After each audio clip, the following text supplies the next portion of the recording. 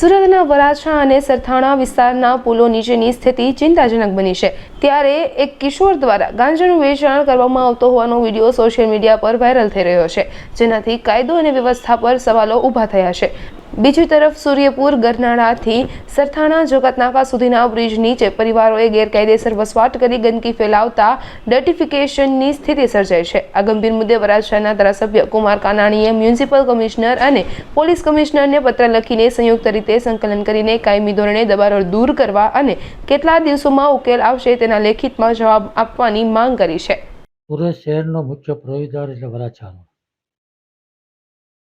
આ વરાછા રોડ પર સુરતનો શહેરનો સૌથી મોટો બ્રિજ શ્રીનાથજી ઓવરબ્રિજ છે અને એક નાના વરાછાથી સરથાણા જકાત નાકા સુધીનો બીજો બ્રિજ છે.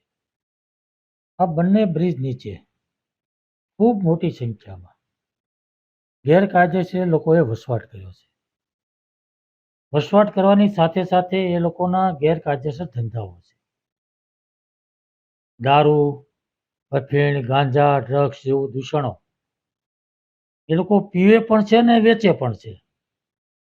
એટલે ખૂબ જ ભયંકર પરિસ્થિતિ છે, ખરાબ પરિસ્થિતિ છે અને વર્ષોથી આ પ્રશ્ન છે.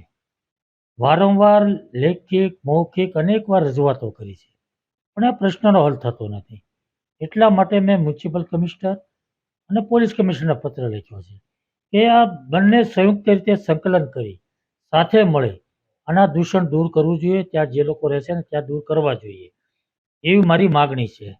આ બ્રિજ નીચે અસંખ્ય દબાણો વાહનોના પણ થાય છે. જેસીબી, ટ્રક, ટેમ્પાઓ આવા વાહનો પણ પડ્યા રહે છે, જેને કારણે ખૂબ જ ગંદકી થાય છે.